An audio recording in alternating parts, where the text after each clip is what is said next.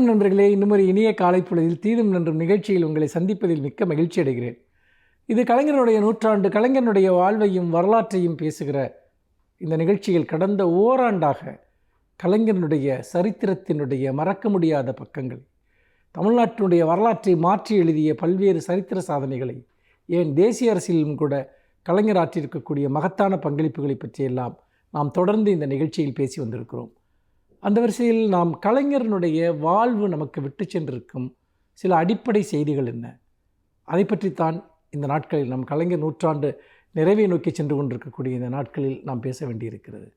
ஒரு அரசியல் மாணவர் கலைஞரிடம் கற்றுக்கொள்வது என்ன என்று பார்த்தால் பல்வேறு கோணங்களில் அதை அணுகலாம். அதில் இன்னொரு முக்கியமான ஒரு அம்சம் என்பது, இன்னும் சொல்லப்போனால் அடிப்படையான அம்சம் என்பது தடைகளை வெல்லுதல், இடையறாத போராட்டம். இதுதான் கலைஞர் அவர்களுடைய வாழ்வு நமக்கு தரக்கூடிய செய்தி. நான் சென்ற நிகழ்ச்சியில் குறிப்பிட்டேன், கலைஞர் எந்த பின்புலமும் இல்லாத, எந்த ப்ரிவிலேஜ் என்று சொல்லக்கூடிய முன்னுரிமையும் இல்லாத ஒரு சமூக பின்புலத்திலிருந்து வந்து எப்படி ஒரு பொது தலைவராக உயர்ந்தார் என்பது. இந்த பாதை என்பது அவ்வளவு எளிதாக இருக்கவில்லை, இந்த பயணம் என்பது அவ்வளவு எளிதாக இருக்கவில்லை. அவர் எடுத்து வைக்கிற ஒவ்வொரு அடியிலும் தடைகள் இருந்தன, ஒவ்வொரு அடியிலும் அவருக்கு எதிர்ப்புகள் இருந்தன. இன்னும் சொல்லப்போனால் அன்றைக்கு கோலோச்சிய பல்வேறு விதமான சமூக கட்டமைப்புகளுடைய ஆதிக்கத்திற்கு கீழ் ஒரு செடியைப் போல அவர் முளைத்து வந்து எப்படி ஒரு பெரிய ஆலமரமாக அவர் விரிந்தார் என்பதுதான் நாம் காண வேண்டிய ஒரு அற்புதமான நிகழ்வு என்று நான் பார்க்கிறேன். ஆம், சாதிய சமூகம் உருவாக்கக்கூடிய, அதிகாரம் உருவாக்கக்கூடிய, பணம் உருவாக்கக்கூடிய எல்லா தடைகளும் அவர் முன்னால் இருந்தன. கலைஞரிடம் இருந்தது ஒரே ஒரு பேனா மட்டும்தான். எழுதினார். பள்ளி மாணவனாக இருக்கிற போதே அவர் எழுதத் தொடங்கினார். எழுத்தின் வழியாக அவர் இதயங்களை வெல்லத் தொடங்கினார். அப்படித்தான் அவர் அண்ணாவிடம் வந்து சேர்ந்தார். தொடர்ந்து திரைப்பட வசனங்களின் மூலமாகவும், கட்டுரைகளின் மூலமாகவும், பேச்சுக்களின் மூலமாகவும் ஒரு எழுத்தாளன், எந்த அடித்தளமும் இல்லாத ஒரு எழுத்தாளன், தன்னுடைய அரசியல் சிந்தனைகள் கொண்ட நம்பிக்கையின் பால் தன்னிடம் கொண்டிருந்த ஒரு அபாரமான எழுத்தாற்றலின் மூலமாகவே எப்படி ஒரு மிகப்பெரிய இயக்கத்தை உருவாக்கி அதற்கு தலைமை தாங்க முடியும், எப்படி ஒரு மாநிலத்தை 5 முறை ஆட்சி செய்ய முடியும் என்பதை அவர் நிரூபித்து காட்டினார் என்றால் அது கலைஞர் தான். அந்த போராட்டங்களுக்கு பின்னால் எத்தனையோ வழிகள் இருந்தன, வேதனைகள் இருந்தன.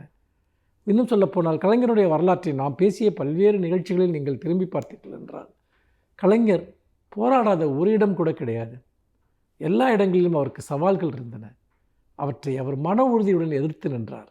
இந்த மன உறுதி என்பது அது வெறும் மன உறுதி அல்ல, மாறாக அவருடைய புத்தி சாதுரியம், ஒரு பிரச்சனையை புரிந்து கொள்கிற தன்மை, அதற்கு எடுக்க வேண்டிய உடனடி நடவடிக்கைகள், இப்படி பல்வேறு கோணங்களில் ஒன்றை கலைஞர் அணுகுவார். அவர் எப்பொழுதெல்லாம் மிகப்பெரிய நெருக்கடிகளை சந்திப்பாரோ அப்போதெல்லாம் அவருடைய இதயமும் மூளையும் மிக தீவிரமாக செயல்பட்டிருக்கிறது என்பதை அவருடைய வரலாற்றிலிருந்து பார்க்க முடிகிறது. வேறு எவராலும் சந்திக்க முடியாத பிரச்சனைகளை எல்லாம் அவர் தாண்டி வந்திருக்கிறார். அரசியல் ரீதியாகவும் சரி, சொந்த வாழ்க்கையிலும் சரி, மிக இளம் வயதிலிருந்தே அப்படிப்பட்ட இடையறாத தோல்வி என்பதை ஒருபோதும் ஏற்காத மனம் கலைஞருடையது. அதைத்தான் அவர் இந்த இயக்கத்தில் தனக்கு பின்னால் வந்த தொண்டர்களுக்கும் அடுத்த கட்ட தலைவர்களுக்கும் கூட அவர் அதை கொடுத்தார்.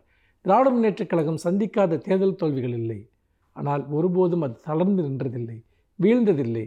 அதற்கு அது எத்தனையோ விதமான துரோகங்களை இந்த இயக்கம் சந்தித்திருக்கிறது, பிளவுகளை சந்தித்திருக்கிறது. ஆனால் இந்த இயக்கம் உடையாமல் உறுதியுடன் அது நின்று கொண்டிருக்கிறது என்றால் கலைஞர் கற்றுத்தந்த அந்த மன உறுதி என்ற மகத்தான செய்தி, அந்த மன உறுதி என்பது மேலிருந்து கீழ் வரை அடிமட்டம் வரைக்கும் அது இன்றைக்கு பரவி நிற்கிறது என்று சொன்னால், எந்த சூழ்நிலையும் எதிர்த்து நிற்கக்கூடிய வலிமை தந்திருக்கிறது என்று சொன்னால் அதற்கு காரணம் கலைஞர் அந்த உறுதியை தன்னுடைய இதயத்திலிருந்து கடைசி தொண்டன் வரைக்கும் அவர் அளித்திருந்தார் என்பதுதான். அதை நாம் நம்முடைய நெஞ்சில் ஏந்துவது மிக மிக முக்கியம். மீண்டும் இன்னும் ஒரு புதிய சிந்தனையோடு உங்களை சந்திக்கிறேன். நன்றி, வணக்கம்.